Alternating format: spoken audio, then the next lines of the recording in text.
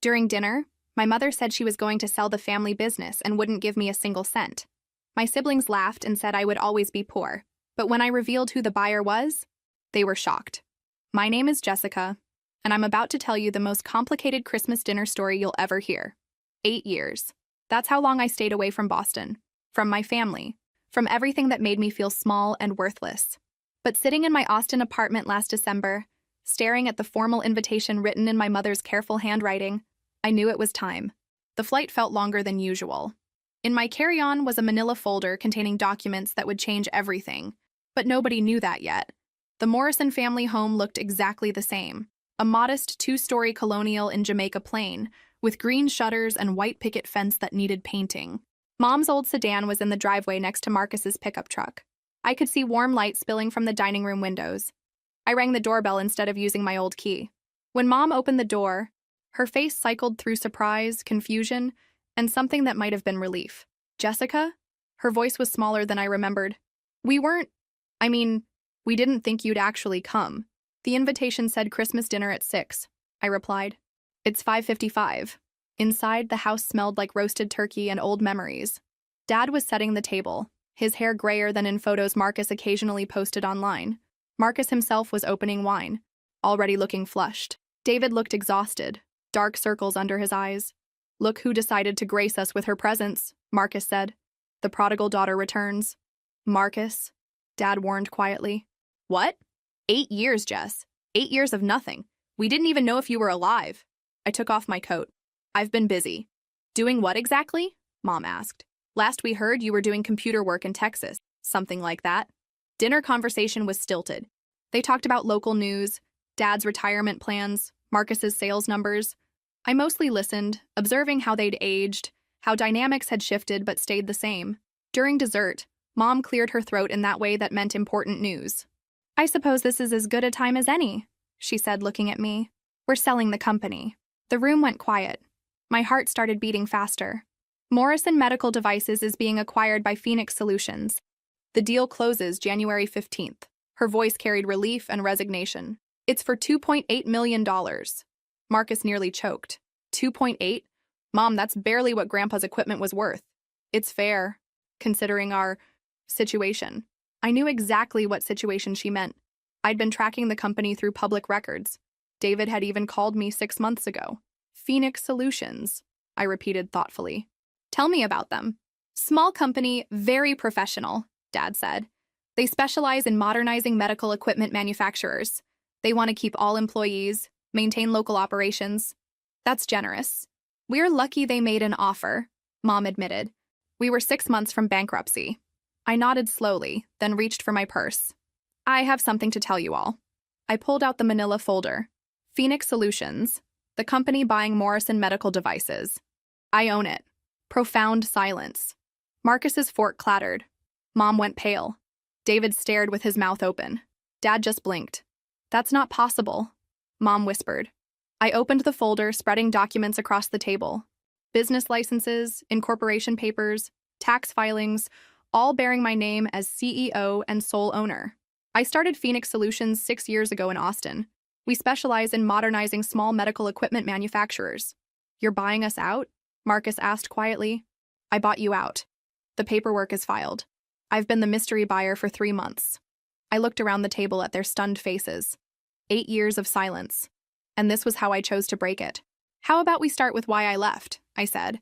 "Then I'll tell you how a girl who was told she'd never understand business just saved the family company." Let me paint you a picture of how Morrison Medical Devices actually worked. My grandfather started it in 1987, building heart monitors in his garage for local clinics who couldn't afford expensive equipment from major manufacturers. By the time I was born, it had grown into a modest operation with 25 employees and a factory space in Dorchester. When Grandpa died 12 years ago, Mom inherited everything. She'd worked there since college, handling administration and customer relations. She knew the business inside and out, but had very specific ideas about how things should run. The most important rule? Women didn't understand the technical side of medical devices. This was rich, considering Mom ran the entire operation, but in her mind, there was a clear distinction. She could manage business, handle finances, deal with customers, but actual engineering, product development, that was men's work. Marcus was the golden child, the heir apparent. At 35, he'd worked at Morrison Medical for 8 years with the official title of sales director. In reality, he maintained relationships with exactly 3 clients, all personal connections. His father-in-law ran a clinic in Quincy. His college roommate worked at a medical supply company. His golf buddy managed purchasing for a nursing home chain.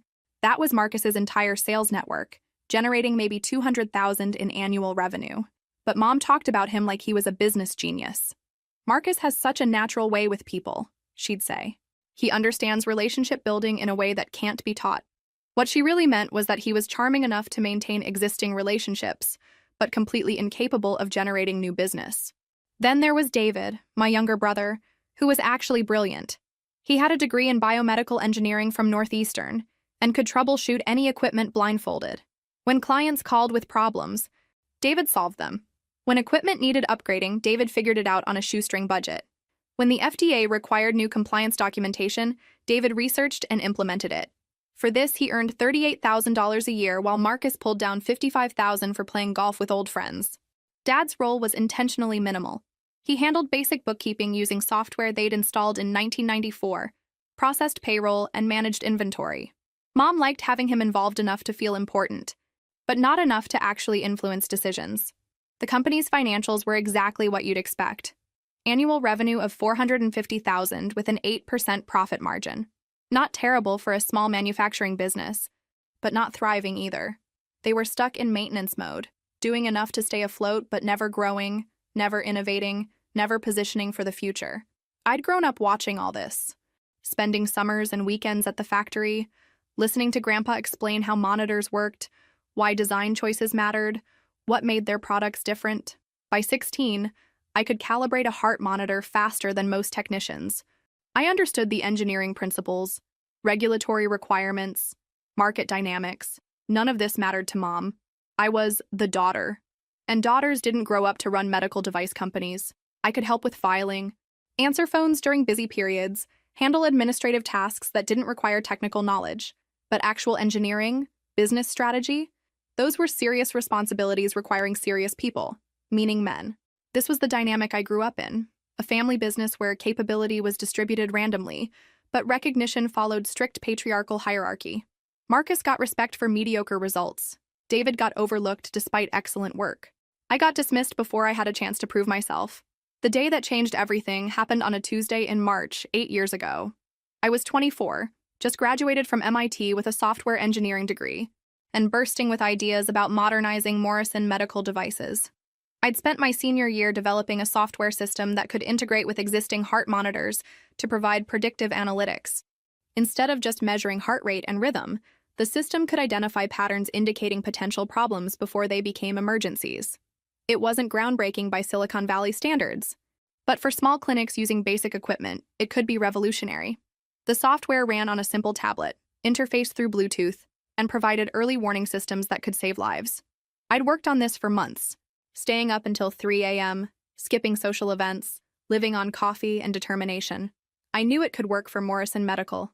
Our monitors were reliable but basic, exactly the type that could benefit from smart software integration. The opportunity came when Mom scheduled a meeting with potential investors. 2 guys from a local investment group were coming to discuss providing capital for expansion. Mom had been treating this like the most important business development in company history. I saw this as my chance. I prepared a presentation showing how predictive software could differentiate Morrison Medical from every other small manufacturer in the region. I had working prototypes, market research, regulatory analysis, everything serious investors would want. The morning of the meeting, I arrived early and set up my laptop in the conference room. Mom found me around 9 going through slides. "What are you doing?" she asked. "Getting ready for the presentation. I want to show the investors my software integration project." Her face went through several expressions before settling on something between amusement and annoyance. "Jessica, honey, this is a serious business meeting. These men are considering investing real money." "I know. That's why I want to show them how we can differentiate ourselves." "With your little computer project?" The dismissiveness should have warned me, but I was too excited. "It's not little, Mom. This software could transform how small clinics use monitoring equipment. We could charge premium prices instead of competing on cost." She sighed and sat down. Jessica, I know you're proud of your college work, but this is the real world. These investors want proven business models, not experimental technology. It's not experimental. I have working prototypes. Made for a school project. The investors arrived at 11, Mr. Thompson and Mr. Walsh from Boston Medical Ventures. They looked exactly like the serious businessmen Mom had been preparing for. Mom welcomed them and started with her overview of Morrison Medical Devices. She was actually quite good at this part. Then Marcus stumbled through 15 minutes about expanding sales territory. His presentation was full of vague statements about leveraging relationships and identifying opportunities. The investors listened politely, but without enthusiasm. When Marcus finished, there was awkward silence. Finally, Mr. Thompson asked, "What about product development? Any new technologies or innovations?" I started to stand, but Mom cut me off. "We're always looking at improvements, but our focus is reliability and cost-effectiveness rather than experimental technologies." "What about software integration?" Mr. Walsh asked. "Most growth in medical devices comes from smart systems interfacing with hospital networks." I couldn't stay quiet. "Actually, we do have a software integration project. I've developed a system that transforms basic monitors into predictive analytics platforms." The room went silent. Mom's face turned red. "Jessica quer brincar de programadora," Mom said, using Portuguese like she did when frustrated. "But this is serious business for serious men." Something broke inside me. "I'm not playing. I'm trying to save this company." "Jessica, that's enough. Why don't you go organize the storage room files? Let the adults handle this." I closed my laptop, gathered my materials, and walked out. I didn't just leave the meeting. I left the building, drove home, packed a suitcase, and bought a one-way ticket to Austin. Austin in March was nothing like Boston. The weather was warmer, people seemed more relaxed, and nobody cared what family I came from. I landed with $4,500 in savings, a suitcase, and a laptop containing the software project that got me exiled. The first month was brutal. I rented a room near the university for $400 a month, sharing a bathroom with 3 other people and sleeping on a thrift store mattress. My roommates were a graduate student, a musician, and someone who claimed to be an artist but mostly played video games. They were younger than me, but they were who I could afford to live with. Finding work wasn't easy. Austin's tech scene was booming, but companies wanted either senior developers with years of experience or junior developers willing to work for almost nothing. I was somewhere in the middle, too experienced for intern wages, not experienced enough for senior salaries. I took freelance projects, building websites for local businesses, fixing computer problems, teaching myself new programming languages at night. Some weeks I'd make $800, others nothing. I lived on ramen noodles, peanut butter sandwiches, and convenience store coffee. But here's the thing about being completely on your own with no safety net. It clarifies priorities very quickly. Every project mattered because I needed money. Every skill could mean the difference between making rent and sleeping in my car. There was no family business to fall back on, no assumptions about what I was capable of. After 6 months, I was making enough freelance income to feel stable, but I hadn't forgotten the software project that started this journey. Evenings, I continued developing the predictive analytics system, improving algorithms, refining interfaces, researching regulatory requirements. The breakthrough came at a medical technology conference in downtown Austin. I'd spent $200 I couldn't afford, hoping to learn about industry trends and make professional contacts. The conference was full of people from major manufacturers, hospital administrators, and venture capitalists. During lunch break, I was sitting alone reviewing notes when someone approached. "Excuse me, are you Jessica from Boston?" I looked up to see a man in his 60s wearing a badge, identifying him as Dr. Lenister from Austin Regional Clinic. It took me a moment. But then I remembered. He was one of the clients at Morrison Medical the day of my humiliated presentation. "Dr. Lenister, I didn't expect to see anyone from Boston here. I moved my practice to Austin last year. Better weather, lower costs, fewer regulations. But what are you doing in Texas? Last time I saw you, your mother was sending you to organize files." The memory stung, but I managed to smile. "I moved here after college. I'm working as a software developer now." "What kind of software?" "Actually, I'm still working on that predictive analytics system I mentioned at Morrison Medical. The one that integrates with standard heart monitors to provide early warning capabilities." His eyes lit up immediately. "The system your mother dismissed? You're still developing that?" I never stopped. It's better now. More accurate pattern recognition, easier interface, better integration protocols. Dr. Lenister sat down. "Can you show me?"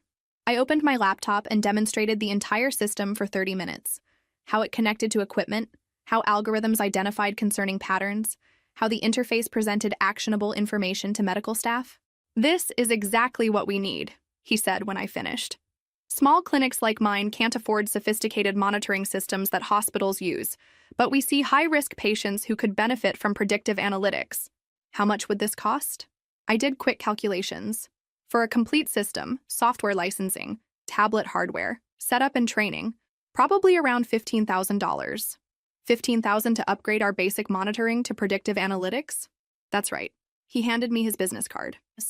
"I want to be your first customer. Can you have a working system ready in 60 days? I looked at the card, then his expectant face. This was everything I'd dreamed of in that Boston conference room.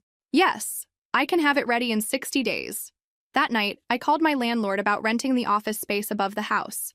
I registered Phoenix Solutions as a sole proprietorship, opened a business account, and started working 18-hour days to deliver Dr. Lannister's system on schedule. Years 2 through 6 of Phoenix Solutions were about building something sustainable, rather than just surviving. The initial success with Dr. Lannister and his referrals gave me confidence and capital to think bigger, but I was determined to grow strategically. By year 2, I'd generated $220,000 in revenue and faced my first major decision: stay small and manageable, or hire people and scale up. I could see market demand was larger than I could handle alone. My first hire was Raj, a software developer I'd met at a local tech meetup. He was brilliant but stuck at a consulting firm working on boring corporate databases while dreaming of building something meaningful. I offered him $45,000 plus equity in Phoenix Solutions, a pay cut, but with the promise of working on technology that saved lives. "You're sure this medical software actually works?" he asked during our coffee shop interview. "Dr. Lannister's clinic has prevented 4 cardiac emergencies in 6 months using our predictive alerts," I told him. "Heart attacks caught early because the software identified concerning patterns before patients felt symptoms." That sold him. Raj was everything I'd hoped. Technically excellent, completely reliable, genuinely excited about improving healthcare through better technology. My second hire was Maria, a UX designer who understood that medical software needed to be intuitive for busy doctors and nurses. She'd worked at healthcare companies and knew how to make complex analytics accessible to medical professionals with no time for complicated systems. The third team member was Tom, an electronics technician who could interface our software with any monitoring equipment. This was crucial because small practices typically had whatever equipment they could afford, often from different manufacturers with different connection protocols.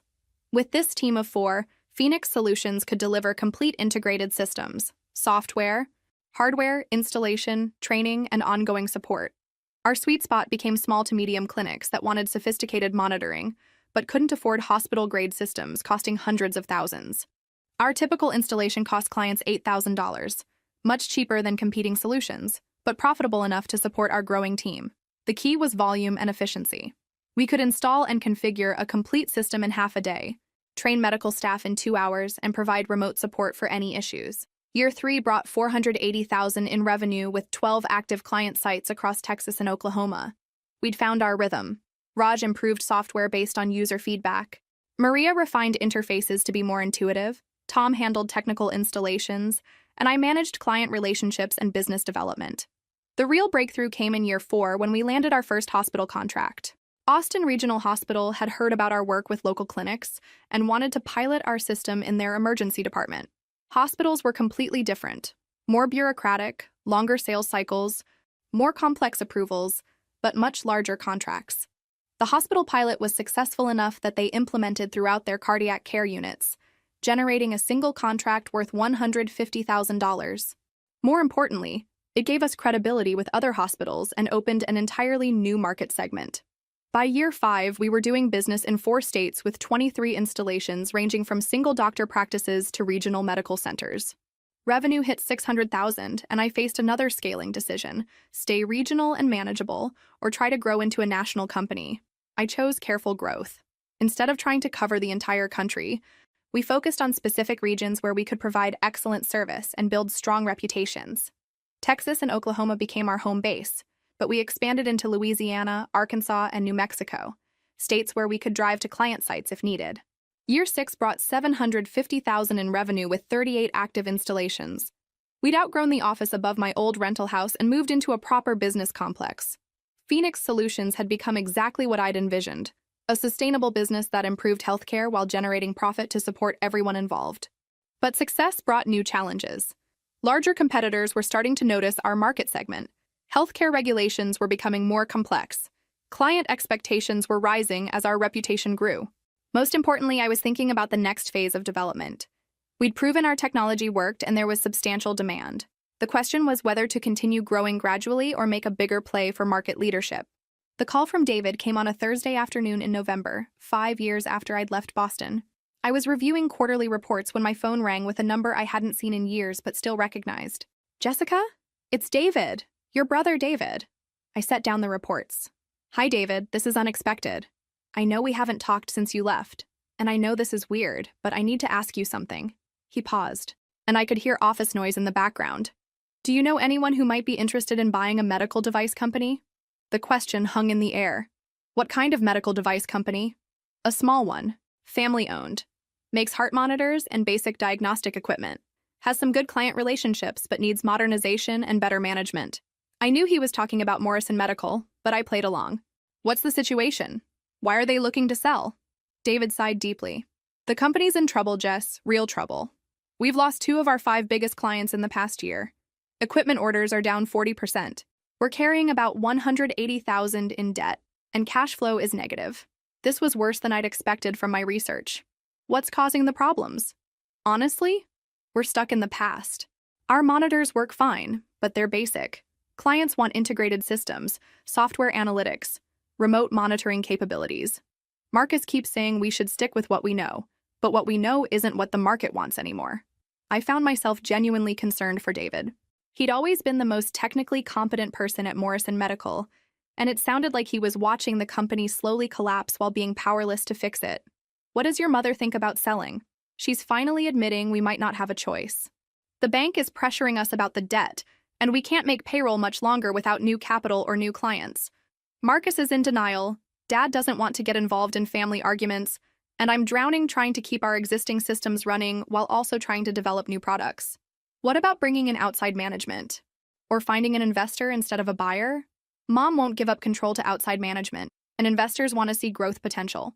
We'd need to completely overhaul our product line and modernize our operations, but we don't have the capital or expertise to do that ourselves." I was quiet for a moment, processing this information.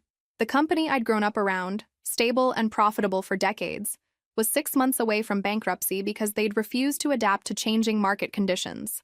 "David, can I ask you something? Do you remember when I proposed that software integration project 8 years ago?" He was quiet so long I thought the call had dropped. Finally, "Yeah, I remember. You wanted to add predictive analytics to our basic monitors. What did you think of that idea?" Another long pause. "Honestly, I thought it was brilliant. I still think it was brilliant. If we'd implemented something like that back then, we'd probably be thriving instead of dying. Why didn't you say that at the time?" "Because I was 22 and scared of disagreeing with Mom in front of investors. Because I thought there would be other opportunities to bring it up later. Because I was a coward." His voice was full of regret. "Jess, I've thought about that meeting 1,000 times. You had a solution to problems we didn't even realize we had yet." I felt a complicated mix of vindication and sympathy. David had recognized the value of my ideas, but hadn't been willing or able to support them when it mattered. "So now you're asking if I know anyone who might buy the company? I know it's a long shot. But you work in tech now, right? Maybe you know some investors or acquirers who specialize in medical devices. I'm not asking for money or favors, just if you happen to know someone who might be interested in a distressed acquisition." I looked around my Phoenix Solutions office. We had the capital, expertise, and industry knowledge to turn around a struggling medical device manufacturer. More importantly, we had the exact technology solutions that could modernize Morrison Medical's product line. "David, what if I told you I might know someone?" "Really? Someone legitimate who actually understands the medical device industry? Someone who specializes in modernizing small medical equipment manufacturers? Someone who's developed exactly the kind of integrated software solutions that could differentiate Morrison Medical from the competition?" Hope crept into his voice. "That sounds too good to be true. What would they want in terms of price and conditions?" The silence after my Christmas revelation stretched forever. Marcus was first to break it, his voice barely a whisper. "You own Phoenix Solutions?" "I founded it 6 years ago," I said matter-of-factly. We specialize in modernizing medical equipment manufacturers through software integration and operational improvements. Mom stared at the documents like they were written in a foreign language. But you work with computers. I work with medical technology software. The same technology I tried to show you 8 years ago. Dad picked up one of the incorporation papers and studied it. Phoenix Solutions. Incorporated in Texas. Jessica as CEO and sole proprietor. He looked up with something that might have been pride. You built a real company. A real company that's about to acquire Morrison Medical for $2.8 million. Marcus pushed back from the table abruptly. This is insane. You can't just disappear for 8 years and then buy us out like we're some distressed investment. That's exactly what you are. A distressed investment. David called me 6 months ago because you were facing bankruptcy. I made a fair offer through legitimate channels. You accepted it. David called you? Mom's voice was sharp. David, you called Jessica? My younger brother looked miserable but nodded. We needed help. Mom? The company was dying and I didn't know what else to do. So, you went behind my back to contact the daughter who abandoned us? I asked if she knew anyone who might buy the company. I didn't know she was going to be the buyer. I pulled out my phone and showed them Phoenix Solutions' website. 6 years ago, I had one client and worked from a bedroom office. Today, we have 38 installations across 5 states, 7 employees, and $750,000 in annual revenue. Mom took my phone and scrolled through the website, her expression changing as she read. You develop software for medical monitoring equipment. Predictive analytics systems that integrate with existing monitors to provide early warning capabilities. The exact technology I proposed in that meeting 8 years ago. The meeting where She stopped, finally understanding the full scope. The meeting where you told me I was playing with computers while adults handled serious business. Where you sent me to organize files while Marcus presented expansion plans that never materialized. Marcus stood suddenly, knocking over his wine glass. This is revenge. Pure and simple revenge. This is business. Phoenix Solutions is looking to expand into hardware manufacturing. Morrison Medical has manufacturing capabilities but outdated technology and poor management. It's a logical acquisition. Poor management? Mom's voice was getting higher. I built this company from nothing after your grandfather died. You maintained what Grandpa built, but didn't grow it, didn't modernize it, didn't adapt to market changes. In 8 years, your revenue stayed flat while competitors grew 20 to 30% annually. Dad was still studying the documents. Jessica, how did you know we were in financial trouble? Industry publications, public filings, client feedback. It wasn't hard to research. David's call just confirmed what I already suspected. You've been watching us? Marcus asked. I've been tracking industry consolidation trends. Small manufacturers that refuse to modernize typically get acquired or go bankrupt. I was hoping Morrison Medical would be an acquisition opportunity rather than a bankruptcy situation. Mom set down my phone and looked directly at me for the first time. Why? Why would you want to save the company that rejected you? This was the question I'd been preparing for. Because Grandpa loved this company. Because 25 people depend on it for their livelihoods. Because the technology exists to make Morrison Medical successful again, and I happen to own that technology. And because you want to prove us wrong, David said quietly. I considered denying it, but decided on honesty. Yes, that too. The room fell quiet again. Finally, Dad cleared his throat. What happens now? What are your plans? Integration with Phoenix Solutions technology platform. Modernization of the product line. Streamlined operations. Better management structure. I paused, looking around the table. And yes, personnel changes. You're firing Marcus, Mom said flatly. I'm restructuring the organization around competence rather than family relationships. Marcus can stay if he's willing to learn new skills and accept a role matching his capabilities. So I work for my little sister now? Marcus laughed bitterly. The little sister who proposed the technology that's now going to save your company? That little sister? Enough, Dad said firmly. Jessica, are you doing this to help us or hurt us? I thought about that question carefully. I'm doing this because it's the right business decision for Phoenix Solutions. The fact that it also saves Morrison Medical is secondary. But you're not going to destroy us out of spite? Dad, if I wanted to destroy Morrison Medical, I could have waited 6 months for you to go bankrupt naturally. The week between Christmas and New Year's was when reality set in.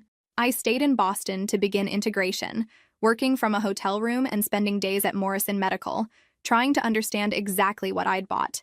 The financial situation was worse than David had indicated.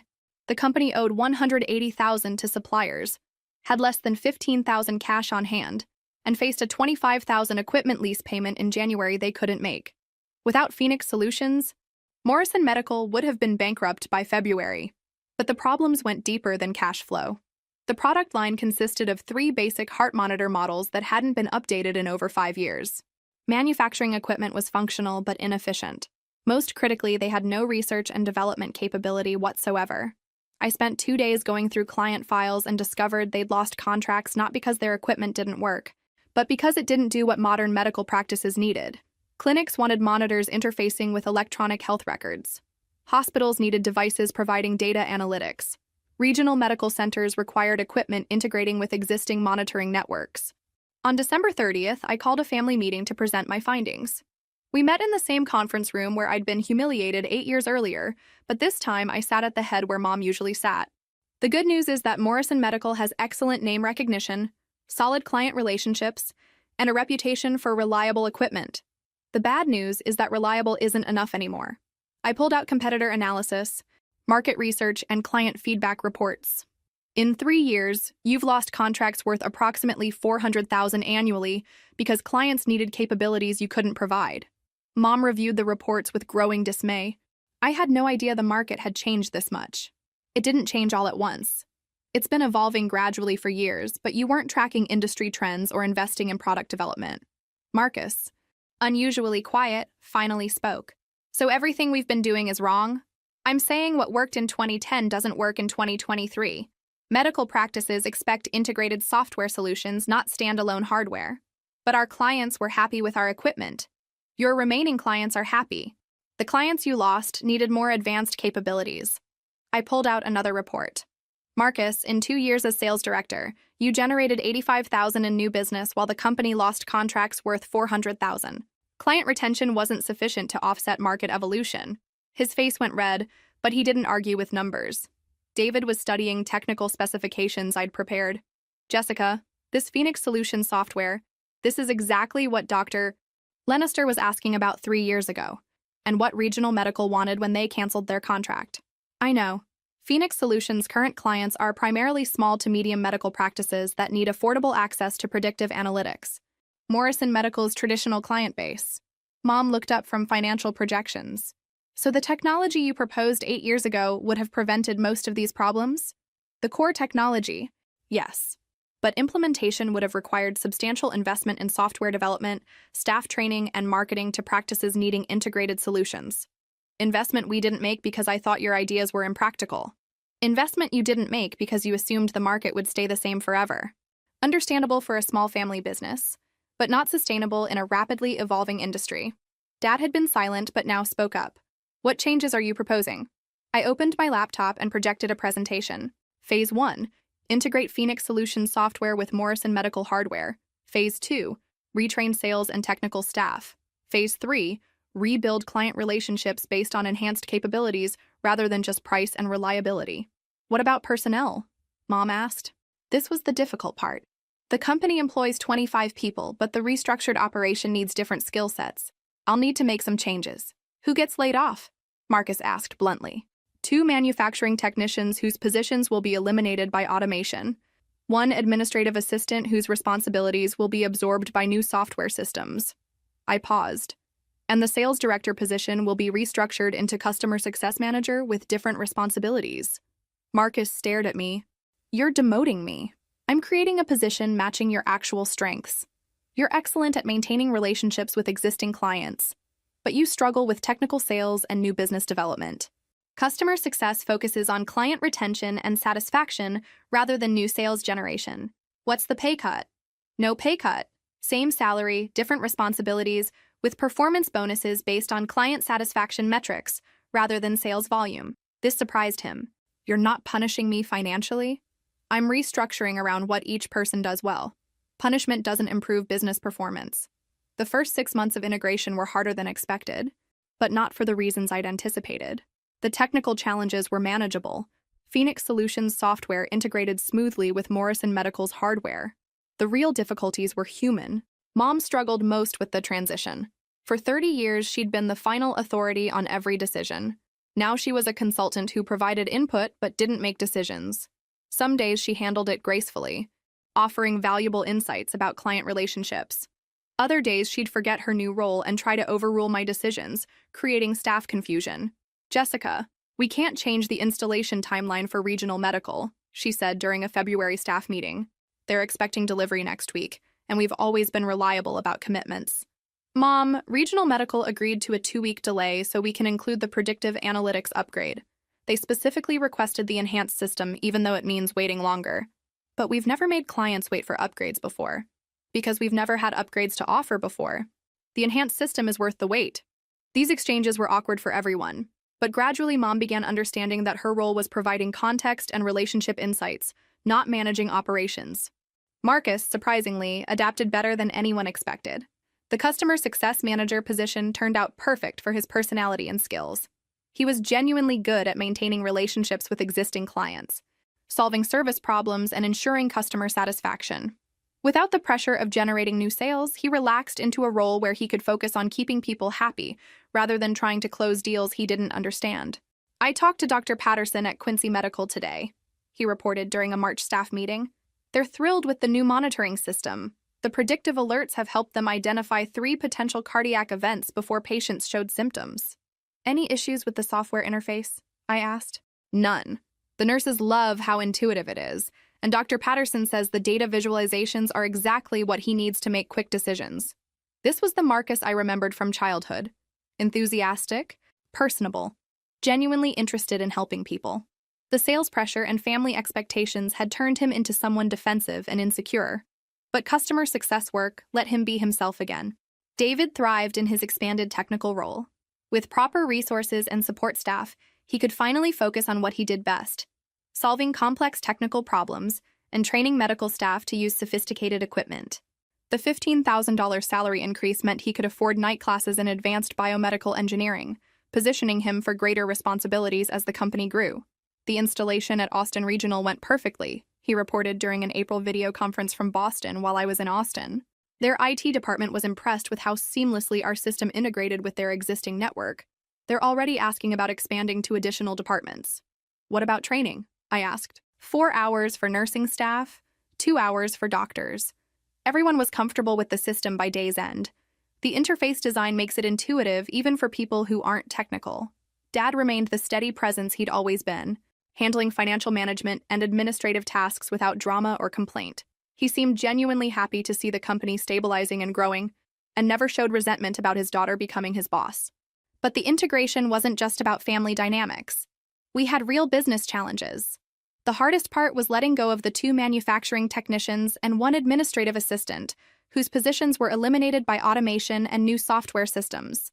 These were people who had worked for Morrison Medical for years, and terminating them felt terrible even though it was necessary for survival.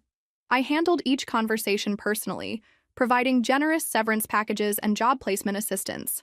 The administrative assistant found a position at a nearby medical practice within 3 weeks. 1 manufacturing technician was hired by a competing company impressed by his Morrison Medical experience. The other decided to use his severance to go back to school for computer programming. "You didn't have to be so generous with the severance," Mom commented after the last termination. "Yes, I did. These people helped build Morrison Medical. The fact that we don't need their positions anymore doesn't diminish their contributions." By May, the restructured company was hitting its stride. Revenue was up 40% over the previous year, driven entirely by existing clients upgrading to enhanced monitoring systems.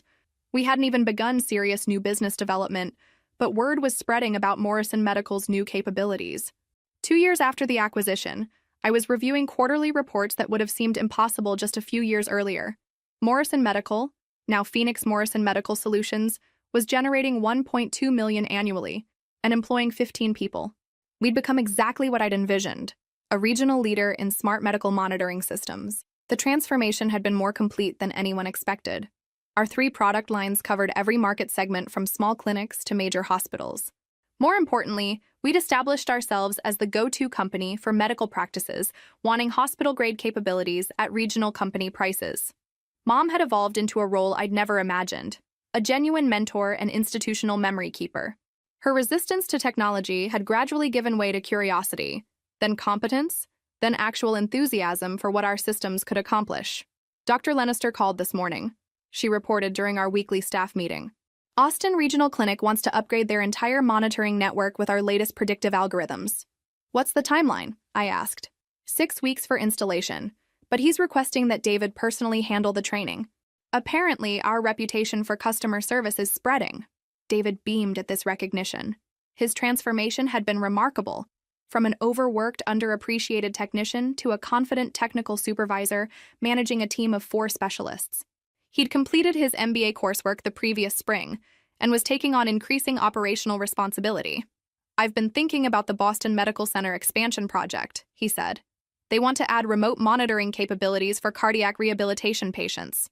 I think we could develop a mobile app that interfaces with our existing system. How long for development? 3 months with our current programming team, or 6 weeks if we bring in one of Phoenix Solutions' senior developers from Austin. Do it. Boston Medical could become a showcase for home monitoring capabilities. Marcus looked up from his client satisfaction reports. If we're doing home monitoring, I should start reaching out to our other hospital clients. Regional Medical has been asking about remote patient management for months. This was the Marcus I'd hoped would emerge. Proactive, strategic, thinking beyond immediate problems to anticipate client needs. The customer success manager role had given him confidence and clear objectives, allowing him to contribute meaningfully rather than just maintaining status quo relationships. Good idea, but let's pilot the system with Boston Medical first. Get the bugs worked out, then roll it out to other clients with proven capabilities. Dad raised his hand slightly, a habit he'd developed when he wanted to contribute to business discussions. What about financial projections for mobile development? We'll need additional programmer salaries, software licensing, probably some hardware partnerships. Initial investment of about $80,000 for development and testing, break even within 18 months based on conservative adoption rates. Mom studied the numbers. 2 years ago, $80,000 would have bankrupted us. Now it's a routine development expense. 2 years ago, we were manufacturing the same basic monitors we'd been making for 15 years. Now we're developing cutting-edge solutions for evolving market needs. Because you brought the technology we should have been developing all along. It was an acknowledgement she'd made several times over the past year. And I appreciated it. But I was more interested in looking forward than relitigating the past. Phoenix Morrison Medical was succeeding because we'd combined Morrison Medical's industry relationships with Phoenix Solutions' technical capabilities. The real measure of our success wasn't just financial, it was the impact we were having on patient care.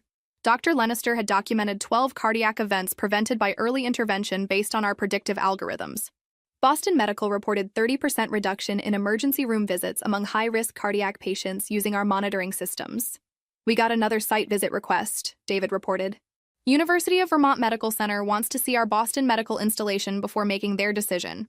That's the 3rd site visit request this month, Marcus added. Word is definitely spreading about what we can do.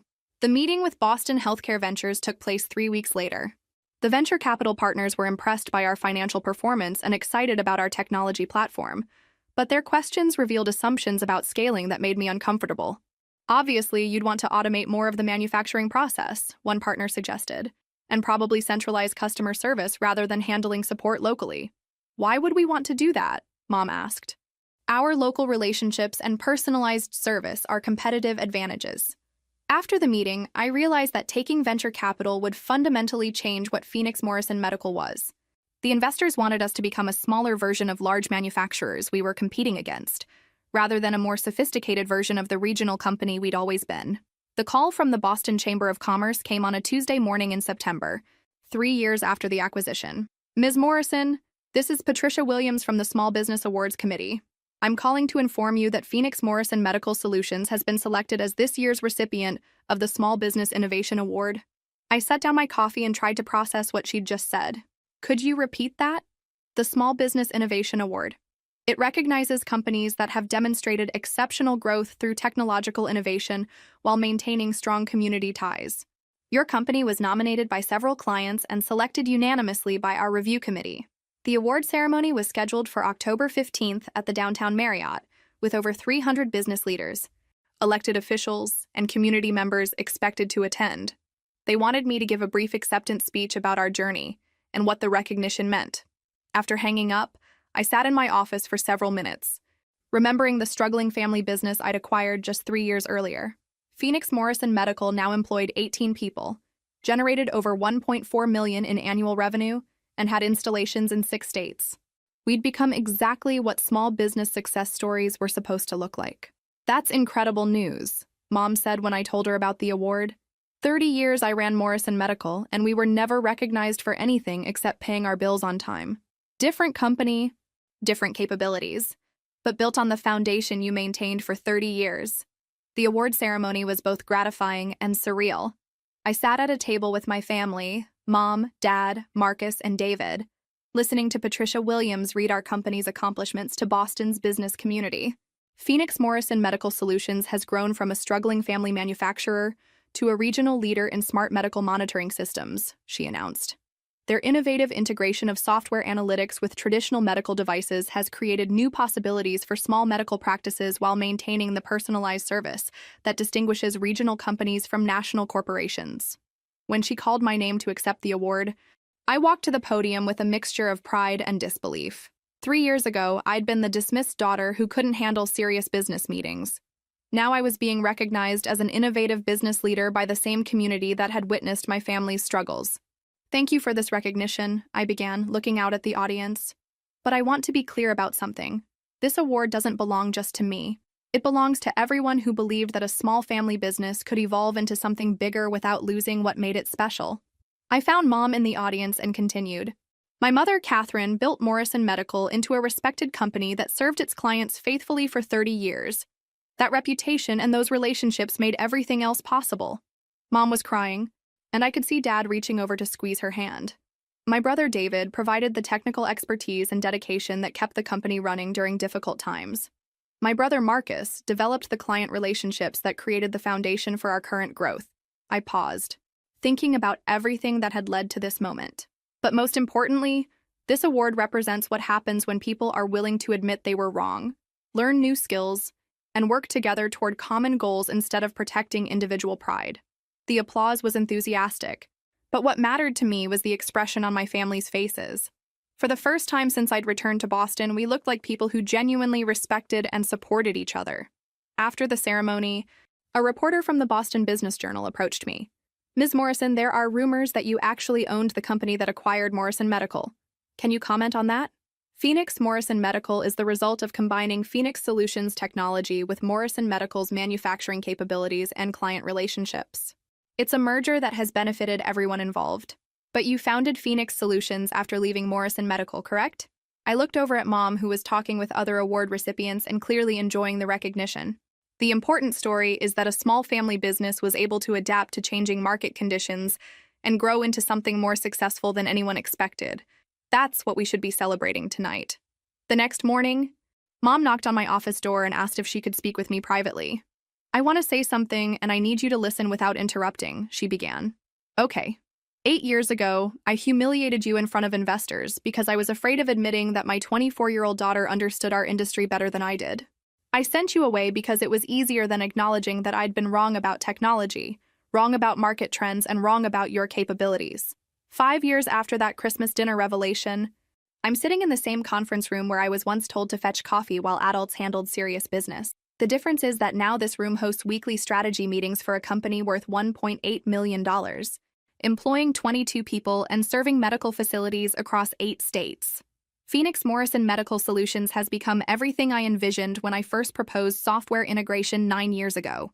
A regional leader that combines advanced technology with personalized service, proving that small companies can innovate as effectively as large corporations if they're willing to embrace change.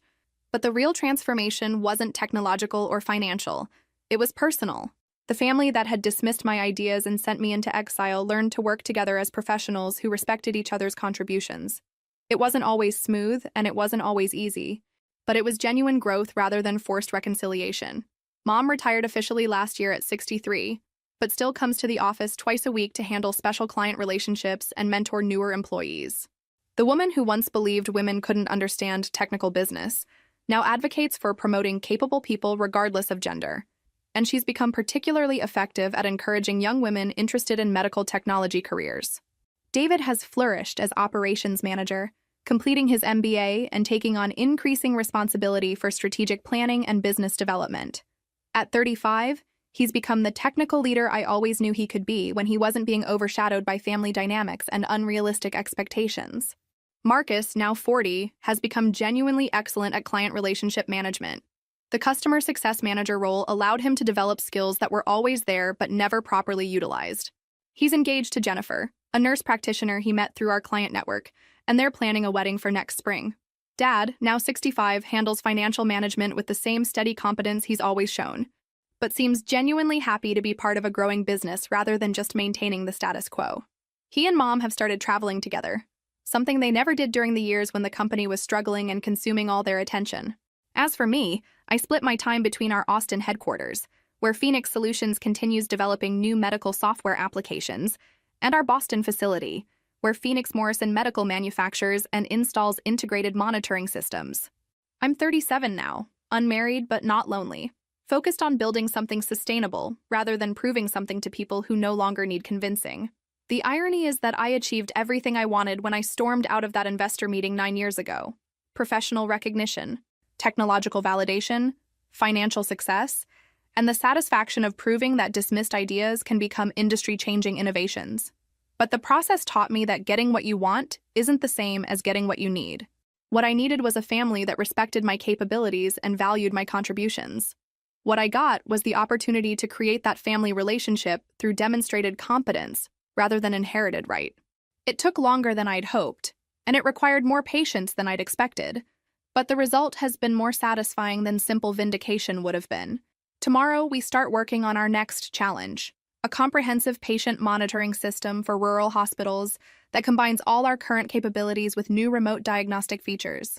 It's exactly the kind of ambitious project that would have been impossible for the old Morrison Medical, but it's routine work for Phoenix Morrison Medical Solutions. The dismissed daughter, who was sent to organize files while adults handled serious business, is now the CEO who leads strategy meetings and makes final decisions about million-dollar contracts. But more importantly, she's part of a family that has learned to function as a team, respecting each person's contributions while working toward shared success. Phoenix Morrison Medical Solutions employs 22 people who depend on us for their livelihoods, serves medical facilities that depend on us for reliable equipment, and provides predictive analytics that help prevent cardiac emergencies in patients across 8 states. We've saved lives, created jobs, and proven that regional companies can compete with national corporations through better service and smarter technology. But most importantly, we've demonstrated that people can grow, change, and learn to work together effectively, even after significant conflicts and disappointments. The family business that almost failed because of rigid thinking and interpersonal dysfunction has become a model for how different generations can collaborate successfully when they focus on contribution rather than hierarchy. Mom learned to value innovation over tradition. Marcus discovered abilities he never knew he had. David developed leadership skills that were always present but never encouraged. Dad found satisfaction in being part of something growing rather than just surviving. And me? I learned that proving people wrong is less satisfying than helping them become right. The best outcome isn't success that excludes the people who doubted you. It's success that includes them as partners in building something none of you could have achieved alone. The Morrison family business survived, adapted, and thrived. And so did the Morrison family itself.